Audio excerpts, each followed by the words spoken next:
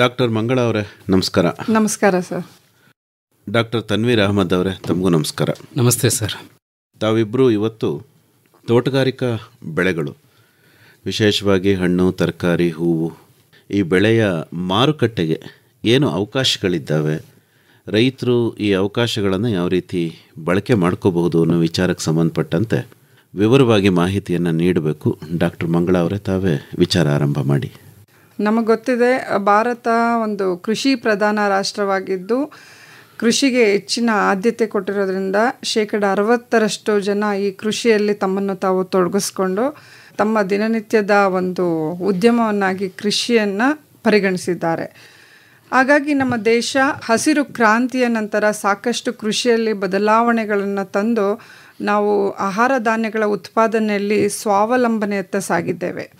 ನಂತರ ಈ ಹಣ್ಣು ಮತ್ತು ತರಕಾರಿಗಳ ಉತ್ಪಾದನೆಯಲ್ಲೂ ಸಹ ನಾವು ಮುಂಚೂಣಿಯಲ್ಲಿದ್ದು ವಿಶ್ವದಲ್ಲಿ ಪ್ರಥಮ ಸ್ಥಾನದಲ್ಲೇ ಇದ್ದೀವಿ ಅಂತ ಹೇಳಿದರೆ ತಪ್ಪಾಗಲಾರ್ದು.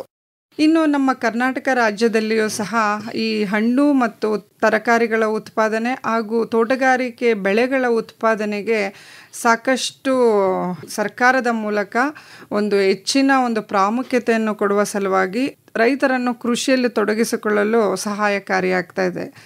ಅಲ್ಲದೆ ಇತ್ತೀಚಿನ ದಿನಗಳಲ್ಲಿ ನಾವು ನೋಡ್ತಾ ಇರೋ ಹಾಗೆ ಸರ್ಕಾರ ರೈತರಿಗೆ ಮಣ್ಣಿನ ಪರೀಕ್ಷೆಯನ್ನು ಮಾಡುವ ಮೂಲಕ ತೋಟಗಾರಿಕೆ ಬೆಳೆಗಳಲ್ಲಿ ತಮ್ಮನ್ನು ತೊಡಗಿಸ್ಕೋಬೇಕು ಅನ್ನೋ ಒಂದು ಮುಖ್ಯವಾದಂಥ ಒಂದು ವಿಚಾರವನ್ನು ಸಹ ಕೃಷಿ ವಿಶ್ವವಿದ್ಯಾಲಯ ಹಾಗೂ ತೋಟಗಾರಿಕೆ ವಿಶ್ವವಿದ್ಯಾಲಯಗಳ ಮುಖೇನ ನೀಡ್ತಾ ಇದೆ.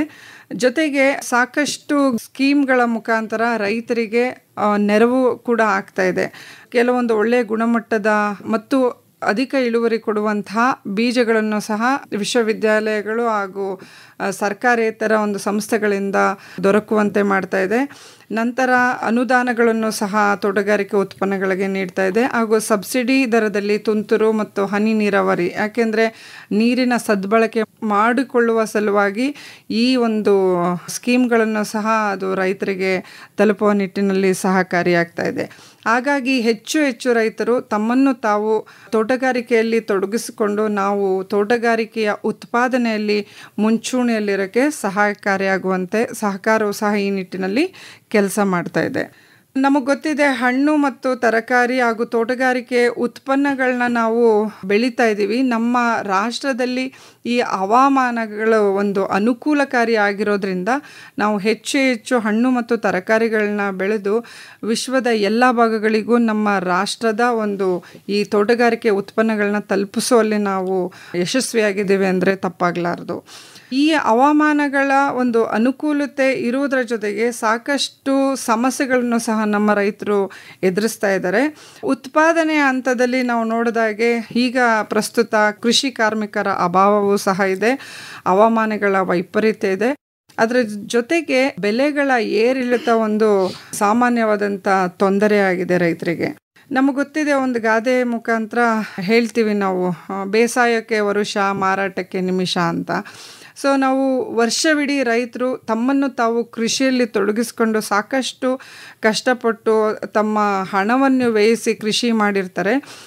ಆದರೆ ಮಾರಾಟ ಮಾಡುವ ಒಂದು ದಿನದಲ್ಲಿ ಅವರಿಗೆ ಸರಿಯಾದ ಬೆಲೆ ಹಾಗೂ ಯೋಗ್ಯವಾದಂಥ ಬೆಲೆ ಸಿಗದೇ ಇದ್ದರೆ ಅವರ ಪರಿಶ್ರಮಕ್ಕೆ ತಕ್ಕ ಬೆಲೆ ದೊರೆಯೋದಿಲ್ಲ. ಸೊ ಹಾಗಾಗಿ ನಾವು ಮಾರಾಟದಲ್ಲಿ ಹೆಚ್ಚಿನ ಒಂದು ಜ್ಞಾನವನ್ನು ನಾವು ರೈತರಿಗೆ ಕೊಡುವಂಥ ಅವಶ್ಯಕತೆ ಇದೆ. ರೈತರಿಗೆ ಈಗ ಸಾಕಷ್ಟು ಬೆಳೆ ಬೆಳೆಯೋದ್ರಲ್ಲಿ ಸಾಕಷ್ಟು ತಂತ್ರಜ್ಞಾನದ ಹಾಗೂ ಅವರ ಒಂದು ಬೆಳೆಯುವ ಹಂತದಲ್ಲಿ ಎಲ್ಲ ವಿಧವಾದಂಥ ಒಂದು ಜ್ಞಾನ ರೈತರಿಗಿದೆ. ಆದರೆ ನಮಗೆ ಈಗ ಅತ್ಯವಶ್ಯಕವಾಗಿ ಬೇಕಾಗಿರುವಂಥದ್ದು ಮಾರಾಟದ ಜ್ಞಾನ.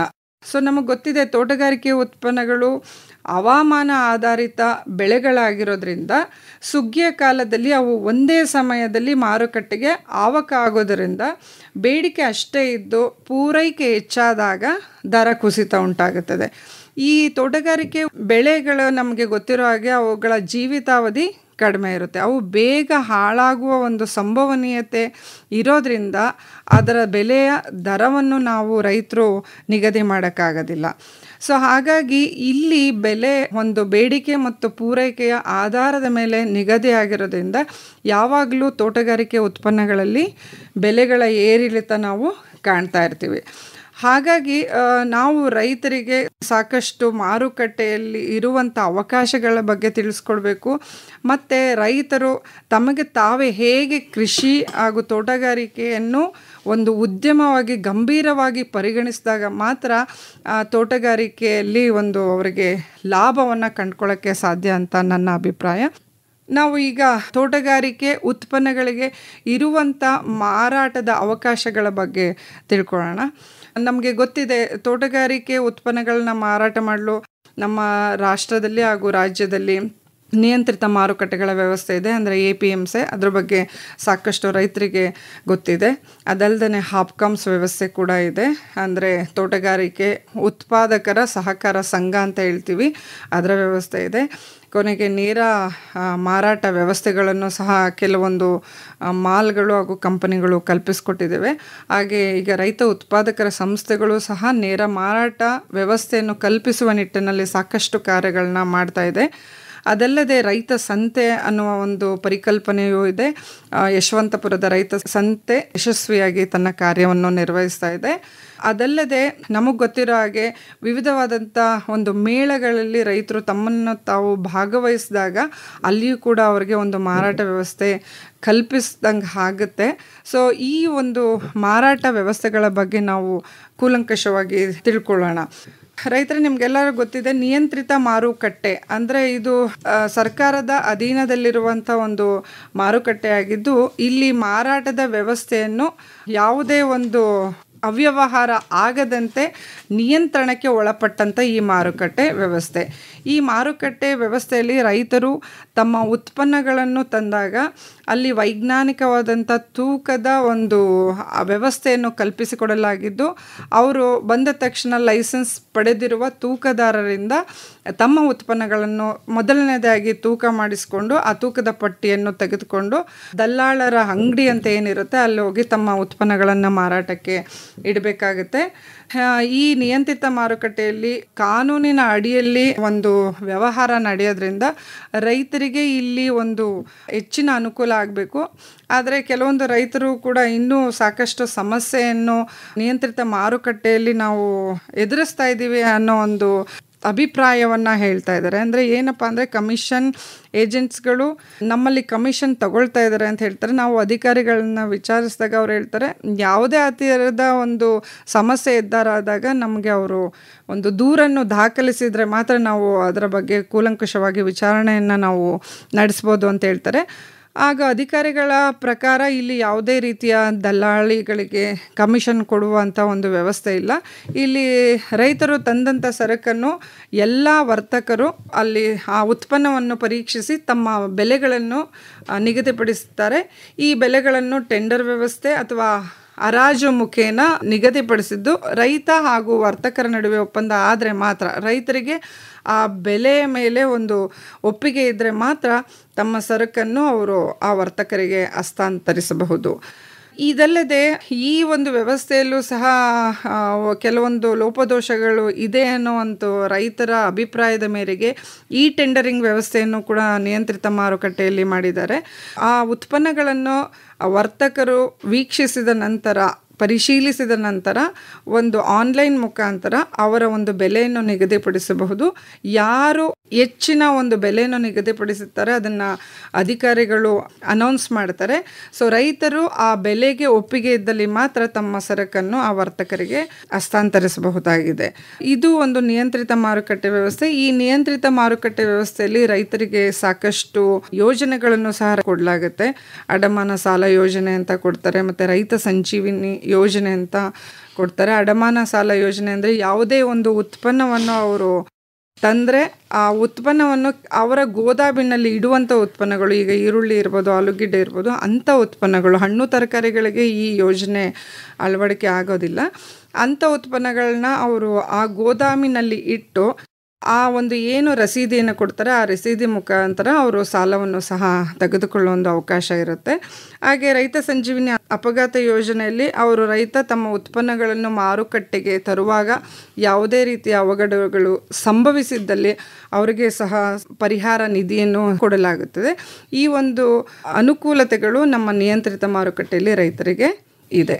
ಹೂವಿನ ಮಾರುಕಟ್ಟೆ ಬಗ್ಗೆ ಹೇಳೋದಾದರೆ ರೈತರು ವಿವಿಧ ಜಾತಿಯ ಹೂವು ಬೆಳೆಗಳನ್ನು ಬೆಳೀತಾ ಇದ್ದಾರೆ. ಅವ್ರಿಗೆ ಅತಿ ದೊಡ್ಡ ಮಾರುಕಟ್ಟೆ ಅಂತಂದರೆ KR ಮಾರುಕಟ್ಟೆ ಬೆಂಗಳೂರಲ್ಲಿ ಏನಿದೆ ಅದು ಮಾರುಕಟ್ಟೆ. ಅದು 1928ರಲ್ಲಿ ಸ್ಥಾಪಿಸಲಾಗಿದೆ. ಇದು ನಮ್ಮ ರಾಜ್ಯದಲ್ಲ, ನಮ್ಮ ದೇಶದಲ್ಲ, ಏಷ್ಯಾದ ಅತಿ ದೊಡ್ಡ ಮಾರುಕಟ್ಟೆ ಆಗಿದೆ. ಅಲ್ಲಿ ಹೋಲ್ಸೇಲ್ ದರದಲ್ಲಿ ರೈತರು ತಮ್ಮ ಬೆಳೆದಿದ್ದ ಹೂವುಗಳನ್ನು ತಗೊಂಡೋಗಿ ಮಾರಾಟ ಮಾಡ್ತಾರೆ.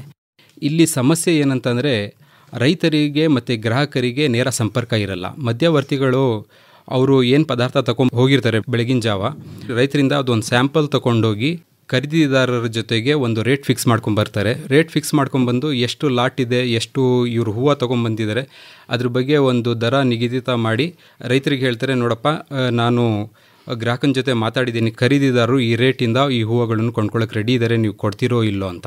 ಹಾಗಾಗಿ ಇವಾಗ ಅಲ್ಲಿ ಯಾವ ರೇಟಲ್ಲಿ ಖರೀದಿದಾರರು ಖರೀದಿ ಮಾಡಿದ್ದಾರೆ ಅಥವಾ ಯಾವ ರೇಟಲ್ಲಿ ರೈತ ಕೊಡಬೇಕು ಅಂತ ಇದೆ ಅದ್ರ ಬಗ್ಗೆ ಯಾವುದೂ ಮಾಹಿತಿ ಇರಲ್ಲ. ಮಧ್ಯವರ್ತಿಗಳು ತುಂಬ ಕಮಿಷನ್ ತಗೊಂಡು ಅವರು ರೈತರಿಗೆ ತುಂಬ ಲಾಸ್ ಮಾಡ್ತಾ ಇದ್ದಾರೆ. ಹಾಗಾಗಿ ನಾನು ಈ ದಿನ ನಿಮಗೆ ಒಂದು ಪರ್ಯಾಯ ಮಾರುಕಟ್ಟೆ ಬಗ್ಗೆ ಒಂದು ಮಾಹಿತಿ ಕೊಡಲಿಕ್ಕೆ ಇಷ್ಟಪಡ್ತೀನಿ. ಅದು ಅಂತಾರಾಷ್ಟ್ರೀಯ ಮಾರುಕಟ್ಟೆ, IFAB ಅಂತ ಹೇಳ್ತೀವಿ, ಇಂಟರ್ನ್ಯಾಷನಲ್ ಫ್ಲವರ್ ಆಕ್ಷನ್ ಬೋರ್ಡ್, ಅಂತಾರಾಷ್ಟ್ರೀಯ ಹೂ ಹರಾಜು ಬೆಂಗಳೂರು. ಇಲ್ಲಿ ಎಲ್ಲ ರೈತರು ಯಾರ್ಯಾರು ಹೂವು ಬೆಳೀತಾ ಇದ್ದಾರೆ ಅವರು ನೋಂದಣಿ ಮಾಡಿಕೊಂಡು ತಮ್ಮ ಹೂವನ್ನು ಮಾರಾಟ ಮಾಡಲಿಕ್ಕೆ ಒಂದು ಪರ್ಯಾಯ ವ್ಯವಸ್ಥೆ ಕಲ್ಪಿಸಲಾಗಿದೆ. ಇಲ್ಲಿ ನಾವು ಹೂವಿನಲ್ಲಿ ಕಟ್ ಫ್ಲವರ್ಸ್ ಅಂತ ಹೇಳ್ತೀವಿ, ಗುಲಾಬಿ, ಜರ್ಬೇರಾ, ಆಂಥೋರಿಯಂ, ಆಸ್ಟರ್, ಟುಲಿಪ್ ಇಂಥ ಹೂಗಳು ಮಾರಾಟ ಮಾಡಲಿಕ್ಕೆ ಅವಕಾಶ ಕಲ್ಪಿಸಲಾಗಿದೆ. ರೈತರು ಅಲ್ಲಿ ನೋಂದಣಿ ಮಾಡ್ಕೋಬೇಕಂತಂದರೆ ಒಂದು ಗ್ರೋವರ್ ಸರ್ಟಿಫಿಕೇಟ್ ಅಂತ ಹಾರ್ಟಿಕಲ್ಚರ್ ಡಿಪಾರ್ಟ್ಮೆಂಟಿಂದ ಪಡ್ಕೋಬೇಕು. ಆ ಗ್ರೋವರ್ ಸರ್ಟಿಫಿಕೇಟ್ ತಗೊಂಡೋಗಿ ರೈತರು ತಮ್ಮ ಸಂಪೂರ್ಣ ಮಾಹಿತಿ ಮತ್ತು ತಮ್ಮ ವಿವರ ಮತ್ತು ಜಮೀನಿನ ವಿವರ ಕೊಟ್ಟರೆ ನೋಂದಣಿ ಶುಲ್ಕ 5,000 ರೂಪಾಯಿ ಪಾವತಿ ಮಾಡೋದಾದರೆ ಅವ್ರಿಗೆ ಒಂದು ನೋಂದಣಿ ಸಂಖ್ಯೆಯನ್ನು ಕೊಡ್ತಾರೆ. ಆ ನೋಂದಣಿಯಾಗಿದ್ದ ರೈತರು ಮಾತ್ರ ಅಲ್ಲಿ ಹೂವುಗಳು ಪೂರೈಕೆ ಮಾಡಬಹುದು. ಯಾವ ರೈತರು ಹೂ ಹರಾಜಿನಲ್ಲಿ ಪಾಲ್ಗೊಳ್ಳಬೇಕು ಅಂತಂದರೆ ಅವರು ಇವತ್ತು 10:30 ಸಂಜೆ 5:30 ತನಕ ತಮ್ಮ ಹೂವುಗಳು IFAB ತಗೊಂಡು ಹೋಗಬೇಕು.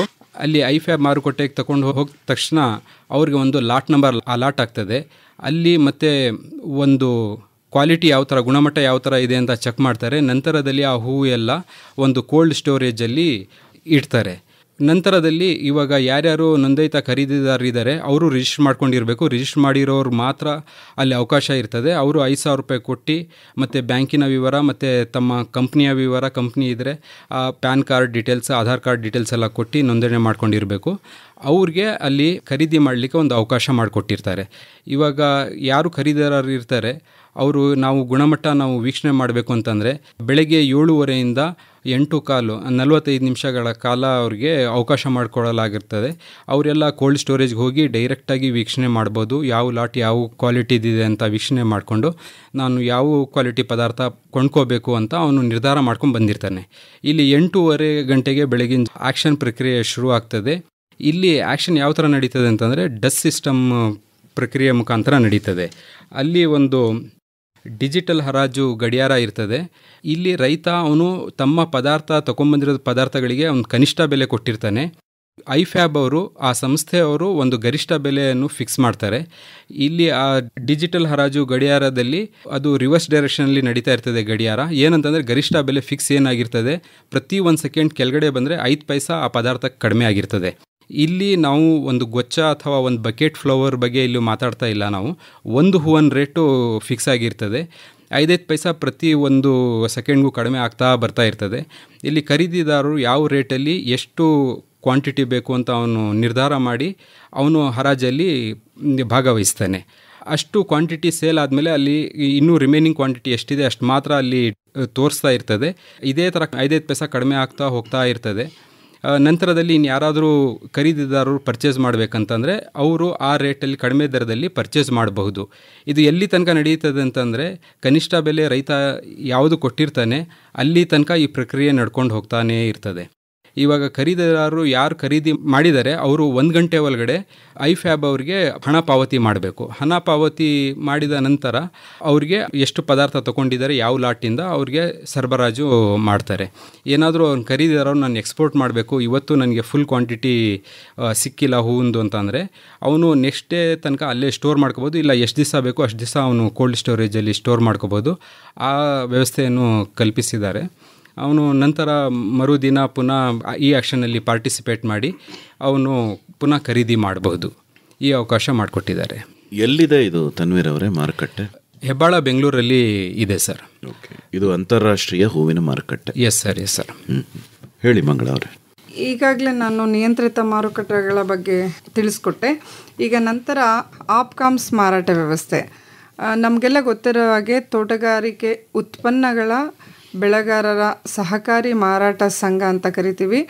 ಈ ಸಂಘದಲ್ಲಿ ರೈತರು ತಮ್ಮ ಉತ್ಪನ್ನಗಳನ್ನು ಮಾರಾಟ ಮಾಡಬೇಕಂದ್ರೆ ಅದರ ಸದಸ್ಯತ್ವವನ್ನು ತಗೊಳ್ಬೇಕಾಗತ್ತೆ. 1250 ರೂಪಾಯಿಗಳು ಅದರ ಸದಸ್ಯತ್ವದ ಫೀ ಆಗಿದ್ದು, ಅದನ್ನು ಕಟ್ಟಿ ಅವರು ಸದಸ್ಯತ್ವವನ್ನು ತಗೋಬೇಕು. ಹಾಗೆ ರೈತರು ಅಂತ ಅನ್ನಿಸ್ಕೋಬೇಕಾದ್ರೆ ಅವ್ರಿಗೆ ಸ್ವಂತ ಜಮೀನು ಇರಬೇಕಾಗತ್ತೆ. ಸೊ ಹಾಗಾಗಿ ಅವರು RTC ಮತ್ತು 1250 ರೂಪಾಯಿ ಕಟ್ಟಿ ಅದರ ಸದಸ್ಯತ್ವವನ್ನು ಪಡೆದುಕೊಂಡು ತಮ್ಮ ಉತ್ಪನ್ನಗಳನ್ನ ಇಲ್ಲಿ ಮಾರಾಟ ಮಾಡ್ಬೋದು. ಇಲ್ಲಿ ಮಾರಾಟದ ವಿವಿಧ ಹಂತಗಳನ್ನು ಈ ಸಂಘವೇ ನಿರ್ವಹಣೆ ಮಾಡೋದ್ರಿಂದ ಇಲ್ಲಿ ಮಧ್ಯವರ್ತಿಗಳು ಹಾಗೂ ದಲ್ಲಾಳಿಗಳ ಒಂದು ಪಾತ್ರ ಇರೋದಿಲ್ಲ. ಇಲ್ಲಿ ನೇರವಾಗಿ ರೈತರೇ ತಮ್ಮ ಉತ್ಪನ್ನಗಳನ್ನು ತಂದು ಮಾರಾಟ ಮಾಡೋದ್ರಿಂದ ಗ್ರಾಹಕರು ತರುವ ಬೆಲೆಯಲ್ಲಿ ಹೆಚ್ಚಿನ ಭಾಗ ರೈತರಿಗೆ ಇಲ್ಲಿ ಸಂದಾಯವಾಗುತ್ತಿರುವುದರಿಂದ ಇದೊಂದು ಲಾಭದಾಯಕವಾದೊಂದು ಮಾರಾಟ ವ್ಯವಸ್ಥೆ ಅಂತ ಹೇಳಿದ್ರೆ ತಪ್ಪಾಗಲ್ಲ. ಸೊ ಇಲ್ಲಿ ನೇರವಾಗಿ ರೈತರೇ ಮಾರಾಟ ಮಾಡ್ತಾ ಇರೋದ್ರಿಂದ ಈ ಹಾಪ್ಕಾಮ್ಸ್ನವರು ನಿರ್ಧರಿಸೋದಂಥ ಬೆಲೆಗಳು ರೈತರಿಗೆ ಸಿಗ್ತಾ ಇರೋದ್ರಿಂದ ಅದು ಯೋಗ್ಯವಾದ ಬೆಲೆಯಾಗಿದ್ದು ರೈತರು ಇಲ್ಲಿ ಒಂದು ತಮ್ಮ ಉತ್ಪನ್ನಗಳನ್ನ ಮಾರಾಟ ಮಾಡಿ ಅದರ ಒಂದು ಲಾಭವನ್ನು ಪಡೆದುಕೊಳ್ತಾ ಇದ್ದಾರೆ. ಅದಲ್ಲದೆ ಈ ಹಾಪ್ಕಾಮ್ಸ್ ಮುಖೇನ ರೈತರು ತಮ್ಮ ಉತ್ಪನ್ನಗಳನ್ನ ಮಾರಾಟ ಮಾಡೋಕ್ಕೆ ಒಂದು ಪ್ಲಾಸ್ಟಿಕ್ ಕ್ರೇಟ್ಗಳನ್ನ ಕೊಡುವಂಥ ಒಂದು ವ್ಯವಸ್ಥೆಯನ್ನು ಮಾಡಿದ್ದಾರೆ. ನಮಗೆಲ್ಲ ಗೊತ್ತಿದೆ, ಸಾಕಷ್ಟು ತೋಟಗಾರಿಕೆ ಉತ್ಪನ್ನಗಳು ಕೊಯ್ಲಿನ ನಂತರದಲ್ಲಿ ಹಾಳಾಗ್ತಾ ಇದೆ. ಸುಮಾರು 20-30% ಅಷ್ಟು ಕೊಯ್ಲಿನ ನಂತರದ ನಷ್ಟ ಅಂತ ಹೇಳ್ತೀವಿ. ಆ ನಷ್ಟವನ್ನು ತಪ್ಪಿಸುವ ಸಲುವಾಗಿಯೂ ಸಹ ಈ ವ್ಯವಸ್ಥೆಯನ್ನು ಹಾಪ್ಕಾಮ್ಸ್ ಅವರು ಅಳವಡಿಸ್ಕೊಂಡಿದ್ದಾರೆ. ಇದರಿಂದ ರೈತರಿಗೆ ಹೆಚ್ಚಿನ ಉಪಯೋಗ ಆಗಿದೆ. ಇದು ಹಾಪ್ಕಾಮ್ಸ್ ಅವರು ತಮ್ಮದೇ ಒಂದು ಮಳಿಗೆಗಳನ್ನ ನಗರದ ವಿವಿಧ ಭಾಗಗಳಲ್ಲಿ ತೆರೆದು ಗ್ರಾಹಕರಿಗೂ ಸಹ ಅತ್ಯಂತ ಒಂದು ಸಹಾಯಕಾರಿಯಾದಂಥ ಬೆಲೆಯಲ್ಲಿ ಗ್ರಾಹಕರಿಗೆ ಮಾಡ್ತಾ ಇರೋದ್ರಿಂದ ಈ ಒಂದು ವ್ಯವಸ್ಥೆಯಿಂದ ರೈತ ಹಾಗೂ ಗ್ರಾಹಕ ಇಬ್ಬರಿಗೂ ಸಹ ಇದು ಅನುಕೂಲಕರವಾದಂಥ ವ್ಯವಸ್ಥೆ ಅಂತ ಹೇಳ್ಬೋದು. IFAP ಸಂಸ್ಥೆಯಲ್ಲಿ ಯಾರು ರಿಜಿಸ್ಟರ್ ಮಾಡ್ಕೊಂಡಿರ್ತಾರೆ ರೈತರು, ಅವ್ರಿಗೆ ಗ್ರೂಪ್ A ಮತ್ತು ಗ್ರೂಪ್ B ಅಂತ ವಿಂಗಡಣೆಯನ್ನು ಮಾಡ್ತಾರೆ. ಇಲ್ಲಿ ಹೆಂಗಂತಂದರೆ ಏಪ್ರಿಲ್ 1ನೇ ತಾರೀಕಿಂದ ಡಿಸೆಂಬರ್ 31ನೇ ತಾರೀಕು ತನಕ 100 ದಿನ ಯಾರಾದರೂ ರೈತರು 100 ದಿನ ಅಥವಾ 10ಕ್ಕಿಂತ ಜಾಸ್ತಿ ಹೂವನ್ನು ಪೂರೈಕೆ ಮಾಡಿದರೆ ಅವನಿಗೆ ಗ್ರೂಪ್ A ಕ್ಯಾಟಗರಿಯಲ್ಲಿ ಇಟ್ಟಿರ್ತಾರೆ. ಮತ್ತು ಗ್ರೂಪ್ B ಕ್ಯಾಟಗರಿಯಲ್ಲಿ 100 ದಿನ ಕಡಿಮೆ ಪೂರೈಕೆ ಮಾಡಿರೋರಿಗೆ ಇಟ್ಟಿರ್ತಾರೆ. ಇಲ್ಲಿ ಯಾವ ರೈತರು ಇವಾಗ ಲಾಟ್ ನಂಬರ್ ಕೊಡಬೇಕಲ್ಲ, ಫಸ್ಟು ಗ್ರೂಪ್ A ರೈತರಿಗೆ ಆದ್ಯತೆ ಕೊಟ್ಟು ಅವರು ಈ ಆ್ಯಕ್ಷನ್ನಲ್ಲಿ ಪಾಲ್ಗೊಳ್ಳಲಿಕ್ಕೆ ವ್ಯವಸ್ಥೆ ಮಾಡಿಕೊಡಲಾಗುತ್ತದೆ. ಮತ್ತು ವಿಶೇಷ ದಿನಗಳು ಅಂತ ಇದ್ದಾವೆ. ಅದು ಏನಂದರೆ ಶಿಕ್ಷಕರ ದಿನ, ಹೊಸ ವರ್ಷ, ಕ್ರಿಸ್ಮಸ್ಸು ಮತ್ತು ಪ್ರೇಮಿಗಳ ದಿನ. ಆ ಟೈಮಲ್ಲಿ ತುಂಬ ಬೇಡಿಕೆ ಜಾಸ್ತಿ ಇರ್ತದೆ ಹೂವುಗಳಿಗೆ ನಮ್ಮ ಡೊಮೆಸ್ಟಿಕ್ ಮಾರ್ಕೆಟಲ್ಲಿ ಮತ್ತು ಅಂತಾರಾಷ್ಟ್ರೀಯ ಮಾರ್ಕೆಟಲ್ಲಿ. ಆ ಸಮಯದಲ್ಲಿ ಯಾರಾದರೂ ನೋಂದಣಿ ಮಾಡ್ಕೊಂಡಿರೋ ರಿಜಿಸ್ಟರ್ ಫಾರ್ಮರ್ಸ್ ಜಾಸ್ತಿ ಸಪ್ಲೈ ಮಾಡಿಬಿಡ್ತಾರೆ ಅಂತ ಹೇಳ್ಬಿಟ್ಟು ಅವ್ರಿಗೇನು ಮಾಡಿ ರಿಸ್ಟ್ರಿಕ್ಷನ್ಸ್ ಮಾಡಿದ್ದಾರೆ. ಎಲ್ಲರಿಗೂ ಒಂದು ಸಾಮಾನ್ಯವಾಗಿ ಅವಕಾಶ ಕಲ್ಪಿಸ್ಕೊಡೋಣ ಅಂತ ಹೇಳ್ಬಿಟ್ಟು ಹಿಂದಿನ 3 ತಿಂಗಳಲ್ಲಿ ಅವ್ರು ಏನು ಪೂರೈಕೆ ಮಾಡಿದ್ದಾರೆ ಅದು ಅವರೇಜ್ ಬೇಸಿಸ್ ಮೇಲೆ 2ರಿಂದ 2.5 ಪಟ್ಟು ಜಾಸ್ತಿ ಹೂವು ಅವರು ಸಪ್ಲೈ ಮಾಡ್ಬೋದು ಮತ್ತು ಒಳ್ಳೆಯ ದರ ಪಡ್ಕೋಬಹುದು. ಇದೊಂದು ಅವಕಾಶ ಕಲ್ಪಿಸ್ಕೊಟ್ಟಿದ್ದಾರೆ ಸರ್. ರೇಷ್ಮೆ ಐಸಿರಿ ರೇಷ್ಮೆ ಕೃಷಿ ತಾಂತ್ರಿಕತೆಗಳನ್ನು ಕುರಿತ ಬಾನುಲಿ ಸರಣಿ ಪ್ರತಿ ಮಂಗಳವಾರ ಸಂಜೆ 6:50 ಕೃಷಿ ರಂಗದಲ್ಲಿ ಪ್ರಸಾರವಾಗುತ್ತಿದೆ. ರೇಷ್ಮೆ ಐಸಿರಿ ಬೆಳೆಯಲು ಕೃಷಿಕರ ಪಾಲಿಗೆ ಸಿರಿ ವೈಜ್ಞಾನಿಕ ರೇಷ್ಮೆ ಕುರಿತ ಸಂಪೂರ್ಣ ಮಾಹಿತಿ ನಿಮ್ಮ ಮನೆ ಬಾಗಿಲಿಗೆ ಬರುತ್ತಿದೆ. ವಿಜ್ಞಾನಿಗಳೊಂದಿಗೆ ಸಂವಾದ, ರೇಷ್ಮೆ ಕೃಷಿಕರ ಅನುಭವ, ನೇರ ಫೋನ್ ಇನ್ ಕಾರ್ಯಕ್ರಮಗಳು, ರೇಷ್ಮೆ ಕೃಷಿ ತರಬೇತಿ ಕಾರ್ಯಕ್ರಮಗಳು ಸರಣಿಯ ವಿಶೇಷ. ಹಿಪ್ಪು ನೇರಳೆ ಸೊಪ್ಪನ್ನು ತಿಂದು ಹೊನ್ನದಾರದ ಗೂಡನ್ನು ನೇಯ್ದು ರೈತನ ಆದಾಯ ಸುಸ್ಥಿರ ಮಾಡುವ ಕೌತುಕ ಬೆಳೆಯ ರೇಷ್ಮೆ ಐಸಿರಿ. ಉತ್ತಮ ಕೇಳುಗರಿಗೆ ಬಹುಮಾನವೂ ಉಂಟು. ತಪ್ಪದೆ ಆಲಿಸಿ, ಅಳವಡಿಸಿ. ಪ್ರತಿ ಮಂಗಳವಾರ ಸಂಜೆ 6:50 ಕೃಷಿ ರಂಗದಲ್ಲಿ ಪ್ರಸಾರವಾಗುತ್ತಿದೆ ರೇಷ್ಮೆ ಕೃಷಿ ತಾಂತ್ರಿಕತೆಗಳನ್ನು ಕುರಿತ ಬಾನುಲಿ ಸರಣಿ ರೇಷ್ಮೆ ಐಸಿರಿ. ಹಸಿರು ಹೊನ್ನಿದು ಮಣ್ಣಲ್ಲಿ ಬೆಳೆಯುವ ಬಂಗಾರ, ಉಡಿಗೆ ತೊಡಿಗೆಗೆ ಸಂಪ್ರದಾಯದ ಶೃಂಗಾರ. ಈಗಾಗಲೇ ನಾವು ನಿಯಂತ್ರಿತ ಮಾರುಕಟ್ಟೆ ಆಪ್ಕಾಮ್ಸ್ ವ್ಯವಸ್ಥೆ ಬಗ್ಗೆ ತಿಳ್ಕೊಂಡ್ವಿ.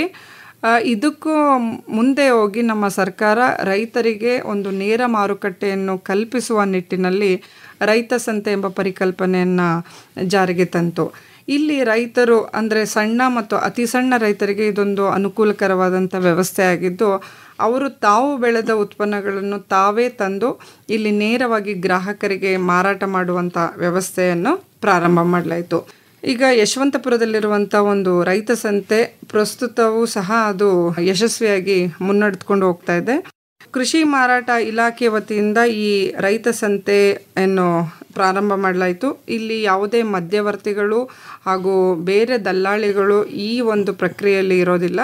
ರೈತರು ತಾವು ತಂದ ಉತ್ಪನ್ನಗಳನ್ನ ಇಲ್ಲಿ ಮಾರಾಟ ಮಾಡೋಕ್ಕೆ ಬೇಕಾದಂಥ ಎಲ್ಲ ವ್ಯವಸ್ಥೆಗಳನ್ನು ಈ ರೈತ ಸಂತೆಯಲ್ಲಿ ಕಲ್ಪಿಸಿಕೊಡಲಾಗಿದೆ. ಅಂದರೆ ಅವರು ಅಲ್ಲಿ ಕೂತು ಇಡೀ ದಿನ ಮಾರಾಟ ಮಾಡಲು ಬೇಕಾಗಿರುವಂತೆ ವೈಜ್ಞಾನಿಕವಾಗಿ ಒಂದು ಪಾರದರ್ಶಕ ಮೇಲ್ಛಾವಣಿ ಇರುವಂಥ ಒಂದು ಮನೆಗಳನ್ನ ಇಲ್ಲಿ ನಿರ್ಮಿಸಿಕೊಟ್ಟಿದ್ದಾರೆ.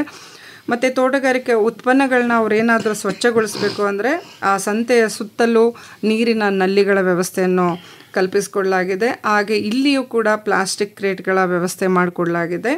ಮತ್ತು ಉತ್ಪನ್ನಗಳನ್ನು ಸರಿಯಾಗಿ ತೂಕ ಮಾಡೋಕ್ಕೆ ಎಲೆಕ್ಟ್ರಾನಿಕ್ ತೂಕದ ಯಂತ್ರಗಳನ್ನು ಸಹ ಒದಗಿಸಿಕೊಡಲಾಗಿದೆ. ಮತ್ತು ಉತ್ಪನ್ನಗಳ ಅಂದಿನ ಬೆಲೆಯನ್ನು ಅಲ್ಲಿ ಧಾರಣೆಯ ಒಂದು ಪಟ್ಟಿಯನ್ನು ಕೂಡ ಅಲ್ಲಿ ಪ್ರತಿದಿನ ಅಳವಡಿಸಲಾಗಿರುತ್ತೆ. ಸೊ ಅದನ್ನು ನೋಡಿಕೊಂಡು ರೈತರು ಮಾರಾಟ ಮಾಡ್ಬೋದು. ಇದಲ್ಲದೆ ಅವರಿಗೆ ಇಡೀ ದಿನ ಅಲ್ಲಿರೋದ್ರಿಂದ ಶೌಚಾಲಯದ ವ್ಯವಸ್ಥೆ, ಕುಡಿಯುವ ನೀರಿನ ವ್ಯವಸ್ಥೆ ಹಾಗೂ ಊಟ ಮಾಡಲು ಉಪಹಾರ ಗೃಹಗಳ ವ್ಯವಸ್ಥೆಯನ್ನು ಸಹ ಕಲ್ಪಿಸಿಕೊಳ್ಳಲಾಗಿದೆ.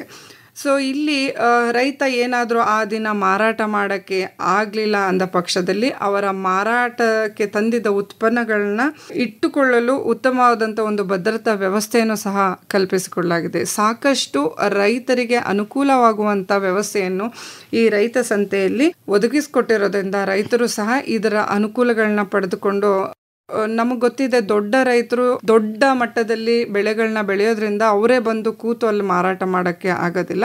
ಅವರು ಬೇರೆ ಆದಂಥ ವ್ಯವಸ್ಥೆಗಳನ್ನ ಮಾಡ್ಕೊಂಡಿರ್ತಾರೆ. ಆದರೆ ಸಣ್ಣ ರೈತರು ಸಣ್ಣ ಪುಟ್ಟ ಜಾಗದಲ್ಲಿ ಬೆಳೆದಂಥ ಹಣ್ಣು ಮತ್ತು ತರಕಾರಿಗಳನ್ನ ಇಲ್ಲಿ ತಂದು ಮಾರಾಟ ಮಾಡಿ ಅದರ ಒಂದು ಆದಾಯವನ್ನು ಗಳಿಸ್ಬೋದು. ಹಾಗೆಯೇ ನಮ್ಮ ಮೈಸೂರಿನಲ್ಲೂ ಸಹ ಒಂದು ಸಾವಯವ ಕೃಷಿಕರ ಸಂತೆ ಅನ್ನೋದು ನಮಗೆ ಗೊತ್ತಿದೆ. ಕಾಡಾ ಆಫೀಸ್ ಮುಂದೆ ಪ್ರತಿ ಭಾನುವಾರ ಇಲ್ಲಿ ನಡೆಯಲಾಗುತ್ತೆ. ಇಲ್ಲಿ ರೈತರು ಸಾವಯವವಾಗಿ ಬೆಳೆದಂಥ ಕೃಷಿ ಹಾಗೂ ತೋಟಗಾರಿಕೆ ಉತ್ಪನ್ನಗಳನ್ನ ತಾವೇ ತಂದು ತಾವೇ ನೇರವಾಗಿ ಗ್ರಾಹಕರಿಗೆ ಮಾರಾಟ ಮಾಡ್ತಾ ಇದ್ದಾರೆ.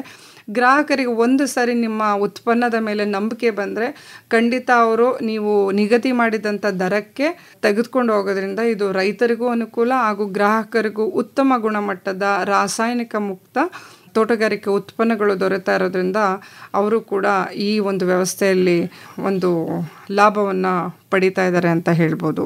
ಇದಾದ ನಂತರ ಒಪ್ಪಂದ ಕೃಷಿ ಅನ್ನೋದು ಒಂದು ಮಾರಾಟ ವ್ಯವಸ್ಥೆ. ಈ ಒಪ್ಪಂದ ಕೃಷಿಯಲ್ಲಿ ನಾವು ಒಂದು ಸಂಘಟಿತ ವ್ಯವಸ್ಥೆಯನ್ನು ಮಾಡ್ಕೋಬೇಕಾಗತ್ತೆ.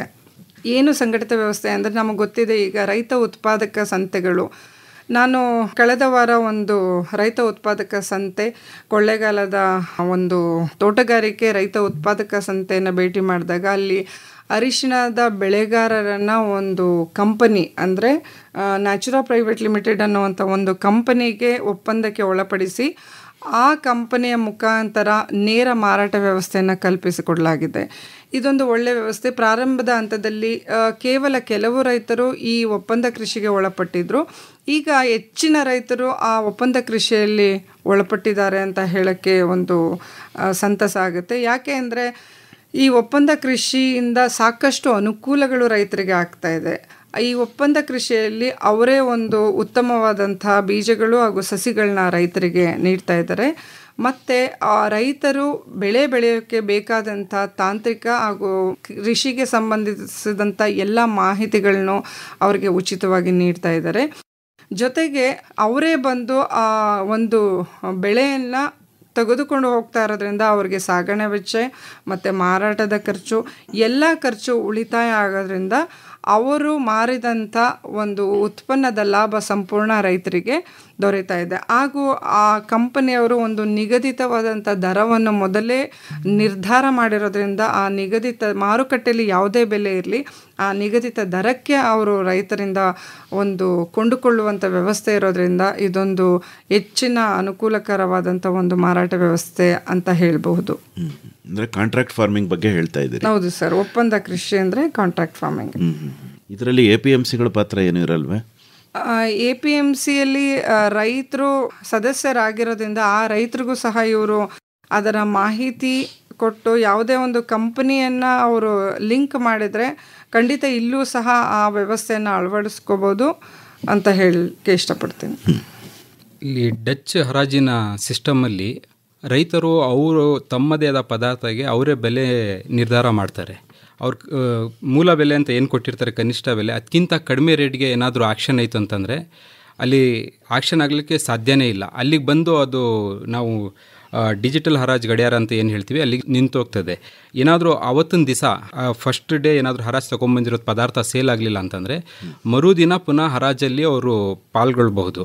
ಎರಡನೇ ದಿನವೂ ಏನಾದರೂ ಹರಾಜು ಆಗಲಿಲ್ಲ ಅಂತಂದರೆ ಮೂರನೇ ದಿವಸ ಇದಕ್ಕೆ ಅವಕಾಶ ಇರಲ್ಲ, ರೈತರಿಗೆ ವಾಪಸ್ ಕೊಟ್ಬಿಡ್ತಾರೆ. ರೈತರು ವಾಪಸ್ ತೊಗೊಂಬಂದು ಅಲ್ಲಿ ಲೋಕಲ್ ಮಾರ್ಕೆಟ್ ಎಲ್ಲೆಲ್ಲಿದ್ದಾವೆ ಅಥವಾ ಫ್ಲವರ್ ಶಾಪ್ಸ್ಗೆ ಕೊಡಬೇಕಾಗ್ತದೆ. ಹಾಗಾಗಿ ಇಲ್ಲಿ ಈ ಸಂಸ್ಥೆಯಲ್ಲಿ ರೈತರಿಗೆ ಒಂದು ಒಳ್ಳೆಯ ಬೆಲೆ ಸಿಗ್ತಾ ಇದೆ ಮತ್ತು ಗ್ರಾಹಕರಿಗೆ ಒಳ್ಳೆಯ ಗುಣಮಟ್ಟದ ಹೂಗಳು ಸಿಗ್ತಾ ಇದೆ. ಇದು ನಮ್ಮ ಡೊಮೆಸ್ಟಿಕ್ ಮಾರ್ಕೆಟ್ ಅಲ್ಲ, ಇಂಟರ್ನ್ಯಾಷನಲ್ ಮಾರ್ಕೆಟಲ್ಲಿ ಉತ್ತಮ ಪ್ರಕ್ರಿಯೆ ಬಂದಿದೆ ಈ ಮಾರುಕಟ್ಟೆಗೆ. ಖರೀದಿದಾರರು ಅಂತಾರಾಷ್ಟ್ರೀಯ ಮಟ್ಟದಿಂದಲೂ ಬಂದಿರ್ತಾರೆ ತನ್ವೀರ್ ಅವರೇ? ಹೌದು ಸರ್, ಅವ್ರಿಗೂ ಪಾಲ್ಗೊಳ್ಳಕ್ಕೆ ಅವಕಾಶ ಮಾಡಿಕೊಟ್ಟಿದ್ದಾರೆ. ಇಲ್ಲಾಂದರೆ ಅವ್ರ ರೆಪ್ರೆಸೆಂಟೇಟಿವ್ ಇರ್ತಾರೆ, ಅವ್ರ ರೆಪ್ರೆಸೆಂಟೇಟಿವ್ ಇಲ್ಲಿ ಪಾರ್ಟಿಸಿಪೇಟ್ ಮಾಡಿ ಅವರು ಖರೀದಿ ಮಾಡಿಬಿಟ್ಟು ಮತ್ತೆ ಟ್ರಾನ್ಸ್ಪೋರ್ಟ್ ಏಜೆನ್ಸಿ ಮುಖಾಂತರ ಎಕ್ಸ್ಪೋರ್ಟ್ ಮಾಡ್ತಾ ಇದ್ದಾರೆ. ಎಲ್ಲೆಲ್ಲಿಗೆ ಹೋಗಬಹುದು ಅಂತ ಅನ್ಸುತ್ತೆ ತಮಗೆ? ಸರ್, ಬೆಂಗಳೂರಿಂದ USA ಹೋಗ್ತಾ ಇದೆ, ನೆದರ್ಲ್ಯಾಂಡ್ ಹೋಗ್ತಾ ಇದೆ, UK ಹೋಗ್ತಾ ಇದೆ, UAE ಹೋಗ್ತಾ ಇದೆ, ಮತ್ತು ಮಲೇಷಿಯಾ ಕಂಟ್ರೀಸ್. ಇದು ಮೇಜರ್ ಲಯನ್ ಶೇರ್ ಮಾರ್ಕೆಟ್ ಅಂತ ಹೇಳ್ತೀವಿ. ಓಕೆ, ಇಷ್ಟು ಕಂಟ್ರೀಸ್ಗೆ ಹೋಗ್ತಾ ಇದೆ. ಅಂತಾರಾಷ್ಟ್ರೀಯ ವಿಮಾನ ನಿಲ್ದಾಣ ಬೆಂಗಳೂರಿನಲ್ಲಿರೋದ್ರಿಂದ ಬಹುಶಃ ಅವರಿಗೆ ವಿಮಾನದ ಮೂಲಕ ಈ ಹೂಗಳನ್ನು ಕಳಿಸೋದಕ್ಕೆ ಅನುಕೂಲ ಆಗ್ತಾ ಇದೆ. ತುಂಬ ಅನುಕೂಲ ಆಗ್ತಾ ಇದೆ ಅಲ್ವಾ? ಹೌದು. ಹೇಳಿ ಡಾಕ್ಟರ್ ಮಂಗಳ ಅವರೇ. ಈಗ ನಾನು ಒಪ್ಪಂದ ಕೃಷಿ ಅಂತ ಹೇಳಿದೆ. ಅಂದರೆ ರೈತರು ಸಂಘಟಿತರಾಗಿ ತಮ್ಮದೇ ಒಂದು ರೈತ ಉತ್ಪಾದಕ ಸಂಸ್ಥೆ ಅಂತ ಮಾಡಿಕೊಂಡಾಗ ಎಲ್ಲರೂ ಒಟ್ಟಾಗಿ ಒಂದು ವ್ಯವಸ್ಥೆ ಮುಖೇನ ಅವರು ಮಾರಾಟ ವ್ಯವಸ್ಥೆಯಲ್ಲಿ ಪಾಲ್ಗೊಳ್ಳಬಹುದು. ಇದಲ್ಲದೆ ನಬಾರ್ಡ್ ಕೂಡ ರೈತ ಕೂಟಗಳನ್ನು ಮಾಡ್ಕೊಳ್ಳೋಕ್ಕೆ ಒಂದು ಆರ್ಥಿಕ ನೆರವನ್ನು ಸಹ ನೀಡ್ತಾ ಇದೆ. ಅಂದರೆ 10 ಜನ ರೈತರೇ ಕೂಡ್ಕೊಂಡು ಒಂದು ಕೂಟವನ್ನಾಗಿ ನಿರ್ಮಿಸ್ಕೋಬೋದು. ಇದರಲ್ಲಿ ಇನ್ನೂ ಹೆಚ್ಚಿನ ರೈತರು ಸೇರ್ಕೋಬೋದು.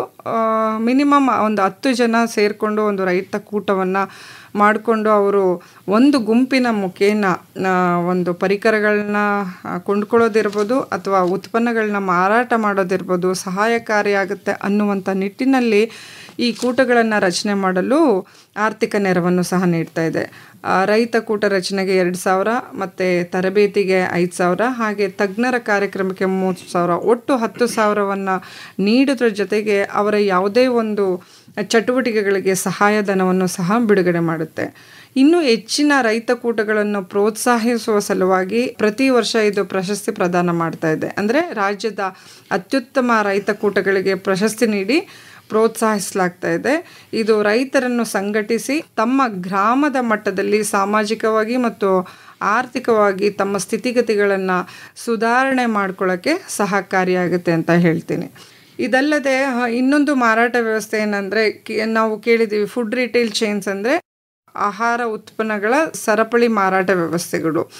ಈ ಒಂದು ಕೆಲವೊಂದು ಕಂಪನಿಗಳು ತಮ್ಮದೇ ಆದಂಥ ಒಂದು ಪ್ರೊಕ್ಯೂರ್ಮೆಂಟ್ ಸೆಂಟರ್ಸ್ ಅನ್ನೋದನ್ನ ತಮ್ಮ ಹಳ್ಳಿಗಳ ಮಟ್ಟದಲ್ಲಿ ಸ್ಥಾಪನೆ ಮಾಡಿ ರೈತರಿಂದ ನೇರವಾಗಿ ಅವರು ಹಣ್ಣು ತರಕಾರಿ ಹಾಗೂ ತೋಟಗಾರಿಕೆ ಉತ್ಪನ್ನಗಳನ್ನ ಖರೀದಿ ಮಾಡ್ತಾ ಇದೆ. ಇದರಿಂದ ಹೆಚ್ಚಿನದಾಗಿ ರೈತರಿಗೆ ಅನುಕೂಲ ಆಗ್ತಾ ಇದೆ. ಅಂದರೆ ತಮ್ಮ ಗ್ರಾಮದ ಮಟ್ಟದಲ್ಲೇ ಪ್ರೊಕ್ಯೂರ್ಮೆಂಟ್ ಸೆಂಟರ್ಗಳಿದ್ದಾಗ ರೈತರು ಬೇರೆ ನಗರಗಳಿಗೆ ಬಂದು ತಮ್ಮ ಉತ್ಪನ್ನಗಳ ಮಾರಾಟ ಮಾಡುವಂಥ ಅವಶ್ಯಕತೆ ಇಲ್ಲ. ಈ ಕಂಪನಿಗಳು ಪ್ರತಿನಿತ್ಯ ರೈತರ ಒಂದು ಜಮೀನಿಗೆ ಭೇಟಿ ನೀಡಿ ಅವರು ಯಾವ ವಿಧಾನದಲ್ಲಿ ಬೆಳೆಗಳನ್ನ ಬೆಳಿಬೇಕು ಅನ್ನೋದನ್ನ ಮಾಹಿತಿ ನೀಡ್ತಾರೆ. ಅದಲ್ಲದೆ ಇವರು ಕ್ರಾಪ್ ಕ್ಯಾಲೆಂಡರ್ ಅನ್ನೋ ಒಂದು ಸಿಸ್ಟಮ್ ಮಾಡ್ಕೊಂಡಿದ್ದಾರೆ. ಯಾವ್ಯಾವ ರೈತ ನೋಂದಣಿ ಮಾಡಿಕೊಂಡ ರೈತ ಇದೇ ಬೆಳೆಯನ್ನು ಇಷ್ಟೇ ಒಂದು ಜಾಗದಲ್ಲಿ ಬೆಳೆದು ಕೊಡಬೇಕು ಅನ್ನುವಂಥ ಒಂದು ವ್ಯವಸ್ಥೆಯನ್ನು ಕಲ್ಪಿಸಿದ್ದಾರೆ. ಮತ್ತು ಇವರು ಸ್ಟ್ಯಾಗರ್ಡ್ ಪ್ಲಾಂಟಿಂಗ್ ಅನ್ನೋ ಒಂದು ವ್ಯವಸ್ಥೆಯನ್ನು ಸಹ ರೈತರಿಗೆ ಹೇಳಿಕೊಟ್ಟಿದ್ದಾರೆ. ಅಂದರೆ ಹಂತ ಹಂತವಾಗಿ ಬೆಳೆಯುವಂಥ ಒಂದು ವ್ಯವಸ್ಥೆ. ಒಟ್ಟಾಗಿ ಎಲ್ಲವನ್ನು ಬೆಳೆದಾಗ ರೈತರು ಹೆಚ್ಚಿನ ಉತ್ಪನ್ನಗಳು ಮಾರುಕಟ್ಟೆಗೆ ಆವಕ ಆದಾಗ ಬೆಲೆಗಳಲ್ಲಿ ಕುಸಿತ ಉಂಟಾಗುತ್ತೆ. ಅದನ್ನು ತಪ್ಪಿಸುವಂಥ ನಿಟ್ಟಿನಲ್ಲಿ ಹಂತ ಹಂತವಾಗಿ ಬೆಳೆಗಳನ್ನ ಬೆಳೆದ್ರೆ ರೈತರು ವರ್ಷವಿಡೀ ತಮ್ಮ ಉತ್ಪನ್ನಗಳನ್ನ ಮಾರಾಟಕ್ಕೆ ಕೊಡಬಹುದು. ಹಾಗೆಯೇ ವರ್ಷವಿಡೀ ಗ್ರಾಹಕರಿಗೂ ಸಹ ಉತ್ಪನ್ನಗಳು ದೊರೆಯುವಂತೆ ಆಗುತ್ತೆ ಅನ್ನುವಂಥ ಕಾರಣಕ್ಕೆ ಈ ವ್ಯವಸ್ಥೆಯನ್ನು ಈ ಥರ ಕಂಪನಿಗಳು ಕಲ್ಪಿಸಿಕೊಟ್ಟಿವೆ. ಇದು ಒಂದು ಅನುಕೂಲಕರವಾದಂಥ ವ್ಯವಸ್ಥೆಯಾಗಿದೆ. ಇದಲ್ಲದೆ ನಾವು ನೋಡ್ತಾ ಇದ್ದೀವಿ ಸಾಕಷ್ಟು ಬೆಲೆಗಳಲ್ಲಿ ಏರಿಳಿತ ತೋಟಗಾರಿಕೆ ಬೆಳೆಗಳಲ್ಲೇ ಆಗುತ್ತೆ ಅನ್ನೋಕ್ಕೆ ಕಾರಣ ಬೇಡಿಕೆ ಮತ್ತು ಪೂರೈಕೆಯ ಜೊತೆಗೆ ಹಲವಾರು ಒಂದು ಸಮಸ್ಯೆಗಳನ್ನ ರೈತರು ಎದುರಿಸ್ತಾ ಇದ್ದಾರೆ. ಈಗ ನಾವು ನೋಡಿದ್ವಿ ಬೆಳ್ಳುಳ್ಳಿ ಬೆಲೆ 450ರಿಂದ 500 ರೂಪಾಯಿ ಕೆಜಿಗೆ ಇತ್ತು. ಯಾಕೆ ಅಂದರೆ ಆ ಒಂದು ಹಂತದಲ್ಲಿ ಫೆಬ್ರವರಿ ಮಂತಲ್ಲೇ ಅಷ್ಟು ಬೆಲೆ ಇದ್ದಿದ್ದಕ್ಕೆ ಕಾರಣ ಆ ಉತ್ಪನ್ನದ ಕೊರತೆಯನ್ನು ನಾವು ಮಾರುಕಟ್ಟೆಯಲ್ಲಿ ಕಂಡ್ವಿ. ಆದರೆ ಈಗ ಆ ಬೆಳ್ಳುಳ್ಳಿ ಬೆಲೆ ಕುಸಿತ ಆಗ್ತಾ ಇದೆ. ಯಾಕೆಂದರೆ ಮಧ್ಯಪ್ರದೇಶದ ಒಂದು ಬೆಳ್ಳುಳ್ಳಿಯಲ್ಲಿ ಹೆಚ್ಚಿನ ಉತ್ಪಾದನೆ ಆಗಿ ಅದನ್ನು ಸರಬರಾಜು ಯಶವಂತಪುರ ಮಾರ್ಕೆಟ್ಗೆ ಬರ್ತಾ ಇದೆ. ಆದರೂ ಸಹ ಅಲ್ಲಿನ ವರ್ತಕರು ಅದರ ಪ್ರಯೋಜನವನ್ನು ಗ್ರಾಹಕರಿಗೆ ನೀಡುವಲ್ಲಿ ಹಿಂದೇಟು ಆಗ್ತಾ ಇದ್ದಾರೆ. ಯಾಕೆ ಅಂದರೆ ಬೆಳ್ಳುಳ್ಳಿಯನ್ನು ಕೆಲವು ದಿನಗಳ ಕಾಲ ಅವರು ತಡೆ ಹಿಡ್ಕೊಂಡು ಮಾರಾಟ ಮಾಡಬಹುದು. ಹಾಗಾಗಿ ಬಂದಂಥ ಉತ್ಪನ್ನವನ್ನು ಅವರು ತಡೆ ಹಿಡಿದಿದ್ದಾರೆ. ಸೊ ನಾವೇನಂತೀವಿ ಇದನ್ನ ಆರ್ಟಿಫಿಷಿಯಲ್ ಶಾರ್ಟೇಜ್ ಅಂತ ಹೇಳ್ತೀವಿ ಮಾರ್ಕೆಟಲ್ಲಿ. ಅಂದರೆ ಕೊರತೆ, ಉತ್ಪನ್ನದ ಕೊರತೆಯನ್ನು ಉಂಟು ಮಾಡಿದಾಗ ಆ ಬೆಲೆ ಹೆಚ್ಚಾಗುತ್ತೆ. ಇದು ಒಂದು ಕಾರಣ ಇರ್ಬೋದು. ಮತ್ತು ಇನ್ನೊಂದು ನಮ್ಮ ರಾಜ್ಯದ ಒಂದು ದ್ರಾಕ್ಷಿ. ಸೊ ಇಲ್ಲಿ ನಮ್ಮ ರಾಜ್ಯದ ರೈತರು ಮೀರಜ್ ಮತ್ತು ಸಾಂಗ್ಲಿ ಆಂಧ್ರ ಪ್ರದೇಶದ ಮಾರುಕಟ್ಟೆಗೆ ಕಳಿಸ್ತಾ ಇದ್ರು. ಈಗ ಮಹಾರಾಷ್ಟ್ರದಲ್ಲೇ ಹೆಚ್ಚಿನ ದ್ರಾಕ್ಷಿ ಬೆಳೆಯೋದ್ರಿಂದ ನಮ್ಮ ರಾಜ್ಯದ ಒಂದು ದ್ರಾಕ್ಷಿ ಬೆಲೆ ಕುಸಿತ ಆಗಿದೆ. ಅದಲ್ಲದೆ ನಮ್ಮ ರಾಜ್ಯದ ದ್ರಾಕ್ಷಿ ಬೇರೆ ದೇಶಗಳಿಗೂ ಸಹ ರಫ್ತಾಗ್ತಾ ಇತ್ತು. ಇರಾನ್, ಇರಾಕ್ ಮತ್ತು ಸೌದಿ ಅರೇಬಿಯಾ, ಶ್ರೀಲಂಕಾ ಈ ಒಂದು ರಾಷ್ಟ್ರಗಳಿಗೆ ನಮ್ಮ ದ್ರಾಕ್ಷಿ ರಫ್ತಾಗ್ತಿದ್ದನ್ನು ಈಗ ನಿಷೇಧಿಸಲಾಗಿದೆ. ಯಾಕೆ ಅಂದರೆ ನಾವು ಬೆಳೆಯುವಂಥ ದ್ರಾಕ್ಷಿಯಲ್ಲಿ ಹೆಚ್ಚಿನ ರಾಸಾಯನಿಕ ಅಂಶ ಬೆಳಕಿಗೆ ಬಂದು ನಮ್ಮ ರಫ್ತಾಗುತ್ತಿದ್ದನ್ನು ತಡೆ ಹಿಡಿಯಲಾಗಿದೆ. ಹಾಗೆ ಈವನ್ ಒಣದ್ರಾಕ್ಷಿ ಏನು ಹೇಳಿದೆ ಅದನ್ನು ಬಂಗಾರದಂಥ ಬಣ್ಣ ಬರಬೇಕು ಅಂಥೇಳಿ ಅವರು ಒಂದು ಗಂಧಕದ್ರಿಂದ ಹದ್ದಿ ಅದನ್ನು ಮೌಲ್ಯ ಆಧಾರಿತ ಉತ್ಪನ್ನವನ್ನಾಗಿ ಮಾಡ್ತಾ ಇರೋದ್ರಿಂದ ಅದರಲ್ಲೂ ಸಹ ರಾಸಾಯನಿಕ ಒಂದು ಪದಾರ್ಥ ಕಂಡು ಬರೋದ್ರಿಂದ ನಮ್ಮ ದ್ರಾಕ್ಷಿಯ ರಫ್ತನ್ನು ನಿಷೇಧಿಸಲಾಗಿದೆ. ಸೊ ಹಾಗಾಗಿ ನಮ್ಮ ರಾಜ್ಯದಲ್ಲಿ ಆ ಒಣದ್ರಾಕ್ಷಿ ಹಾಗೂ ಹಸಿ ದ್ರಾಕ್ಷಿಯ ಬೆಲೆ ಕುಸಿತವಾಗಿದೆ. ರೈತರು ಇದರ ಅರಿವು ಇರಬೇಕು. ಯಾಕೆ ಬೆಲೆ ಯಾವಾಗಲೂ ಬೆಲೆ ಏರಿಳಿತ ಆಗಬೇಕಂದ್ರೆ ಒಂದೇ ಕಾರಣ ಇರಲ್ಲ, ಬೇಡಿಕೆ ಮತ್ತು ಪೂರೈಕೆ. ಸಾಕಷ್ಟು ಹಲವಾರು ಕಾರಣಗಳು ಸಹ ನಾವು ಕಾಣ್ತೀವಿ. ಮತ್ತು ಇನ್ನೂ ಕೆಲವೊಂದು ಉತ್ಪನ್ನಗಳನ್ನು ನೇರವಾಗಿ ಮಾರಾಟ ಮಾಡೋಕ್ಕೆ ನಮ್ಮ ಪೋಸ್ಟಲ್ ವ್ಯವಸ್ಥೆಯನ್ನು ಸಹ ಬಳಕೆ ಮಾಡ್ಕೊಳ್ತಾ ಇದ್ದಾರೆ. ಈಗ ಮಾವು ನೋಡಿರ್ಬೋದು ನೀವು, ಕೋಲಾರದ ಮಾವನ್ನು ರೈತರಿಂದ ನೇರವಾಗಿ ಗ್ರಾಹಕರ ಮನೆಗೆ ತಲುಪಿಸುವಂಥ ನಿಟ್ಟಿನಲ್ಲಿ ಪೋಸ್ಟಲ್ ಮುಖಾಂತರ ತಲುಪಿಸ್ತಾಗುತ್ತೆ. ಹಾಗೆಯೇ ದ್ವಿದಳ ಧಾನ್ಯಗಳ ಮಂಡಳಿಯು ಸಹ ಬೇಳೆಯನ್ನು ರೈತರ ಮನೆಗೆ ತಲುಪಿಸುವ ನಿಟ್ಟಿನಲ್ಲಿ ಒಂದು ಕಾರ್ಯವನ್ನು ರೂಪಿಸ್ಕೊಂಡಿದೆ. ಇದು ಒಂದು ಅತ್ಯುತ್ತಮವಾದಂಥ ಒಂದು ಮಾರಾಟ ವ್ಯವಸ್ಥೆ ಅಂತ ಹೇಳ್ಬೋದು. ರೈತರು ಕೃಷಿಯನ್ನು ಉದ್ದಿಮೆಯಾಗಿ ಪರಿಗಣಿಸಿದಾಗ ಮಾತ್ರ ತಾವೇ ಒಂದು ನೇರವಾದಂಥ ಮಾರಾಟ ವ್ಯವಸ್ಥೆಯನ್ನು ಕಲ್ಪಿಸ್ಕೊಳ್ಳೋಕ್ಕೆ ಅವ್ರಿಗೆ ಸಹಾಯಕಾರಿ. ಆದರೆ ಅವರು ಬೆಳೆದಂಥ ಬೆಳೆಗೆ ಸರಿಯಾದ ಬೆಲೆ ಸಿಕ್ಕಿ ಅವರು ಆದಾಯವನ್ನು ಕಂಡುಕೊಳ್ಬೋದು ಅಂತ ಹೇಳ್ತೀನಿ. ಆತ್ಮೀಯ ಕೇಳುಗರೆ, ರೈತ ಉತ್ಪಾದಕ ಕಂಪನಿಗಳನ್ನ ಉತ್ತಮ ತಾಂತ್ರಿಕತೆಗಳ ಮೂಲಕ ಕಟ್ಟಬೇಕೆ? ಕಂಪನಿಗಳ ಆಡಳಿತ ನಿರ್ವಹಣೆ ಮಾಡುವುದನ್ನು ಕಲಿಯಬೇಕೆ? ಕೃಷಿ ಉತ್ಪನ್ನಗಳ ಮಾರಾಟಕ್ಕೆ ನಿಮ್ಮದೇ ಜಾಲ ರೂಪಿಸಿಕೊಳ್ಳಬೇಕೆ? ಕೃಷಿಕರದೇ ಕಂಪನಿಗಳನ್ನು ಲಾಭದಾಯಕವಾಗಿ ಮುನ್ನಡೆಸುವ ಕಲೆಯನ್ನು ಕರಗತ ಮಾಡಿಕೊಳ್ಳಬೇಕೆ? ಮತ್ತೇಕೆ ತಡ, ಆಲಿಸಿ. ಪ್ರತಿ ಗುರುವಾರ ಸಂಜೆ 6:50 ಕೃಷಿ ರಂಗ ಕಿಸಾನ್ ವಾಣಿಯಲ್ಲಿ ಬಿತ್ತರವಾಗುವ ಬಾನುಲಿ ಸರಣಿ ನಮ್ ಕಂಪನಿ, ನಮ್ ಕಂಪನಿ, ನಮ್ ಕಂಪನಿ. ನಮ್ಮ ಹೊಲ ನಮ್ಮ ಬೆಳೆ ಪೂರ್ಣ ಲಾಭದ ನ್ಯಾಯ, ಸಮಬಾಳು ಸಮಪಾಲು ಎಂಬುದೇ ಕಂಪನಿಯ ಧ್ಯೇಯ. ಈ ಕಾರ್ಯಕ್ರಮ ಸರಣಿ ಮೈಸೂರು ಆಕಾಶವಾಣಿಯ ಯೂಟ್ಯೂಬ್ ಚಾನಲ್ ಅಲ್ಲೂ ಲಭ್ಯ. ಕೇಳಿ. ನಮ್ ಕಂಪನಿ, ನಮ್ ಕಂಪನಿ. ನಮ್ ಕಂಪನಿ. ಬನ್ನಿರಿ ರೈತರೆ ಒಗ್ಗಟ್ಟಾಗಿ ಕಂಪನಿ ಕಟ್ಟೋಣ, ಕೃಷಿಯು ಕೂಡ ಉದ್ಯಮ ಎಂಬುದ ಸಾಧಿಸಿ ತೋರೋಣ. ಕೇಳಿ ನಮ್ ಕಂಪನಿ, ಕಟ್ಟಿ ನಿಮ್ಮದೇ ಕಂಪನಿ. ರೈತ ಉತ್ಪಾದಕರ ಕಂಪನಿ. ಹೆಚ್ಚಿನ ಮಾಹಿತಿಗೆ ತಮ್ಮನ್ನೇ ನೇರವಾಗಿ ಸಂಪರ್ಕ ಮಾಡಬೇಕು ಅಂದರೆ ಸಂಪರ್ಕಕ್ಕಾಗಿ ತಮ್ಮ ಮೊಬೈಲ್ ಸಂಖ್ಯೆ ಏನು ಡಾಕ್ಟರ್ ಮಂಗಳ ಅವರೇ? ನನ್ನ ಮೊಬೈಲ್ ಸಂಖ್ಯೆ 9844703728. ಇನ್ನೊಮ್ಮೆ ಹೇಳ್ತೀರಾ? 9844703728. ಇನ್ನೂ ಒಂದು ಸರಿ ಹೇಳ್ಬಿಡಿ. 9844703728. ತಮ್ಮದು ಡಾಕ್ಟರ್ ತನ್ವೀರ್ ಅಹಮದ್ ಅವರೇ? 9341927297. ಇನ್ನೊಮ್ಮೆ? 9341997297. ಇನ್ನೂ ಒಂದು ಸರಿ ಹೇಳ್ಬಿಡಿ. 9341997297. ಒಳ್ಳೆಯದು ಡಾಕ್ಟರ್ ತನ್ವೀರ್ ಅಹಮದ್ ಅವರೇ ಹಾಗೂ ಡಾಕ್ಟರ್ ಮಂಗಳ ಅವರೇ, ಇದುವರೆಗೂ ತೋಟಗಾರಿಕಾ ಬೆಳೆಗಳ ಮಾರುಕಟ್ಟೆ ಅವಕಾಶಗಳಿಗೆ ಸಂಬಂಧಪಟ್ಟಂತೆ ಬಹಳ ಉಪಯುಕ್ತವಾದ ಮಾಹಿತಿ ನೀಡಿದ್ರಿ. ವಂದನೆಗಳು. ನಮಸ್ಕಾರ. ನಮಸ್ಕಾರ ಸರ್.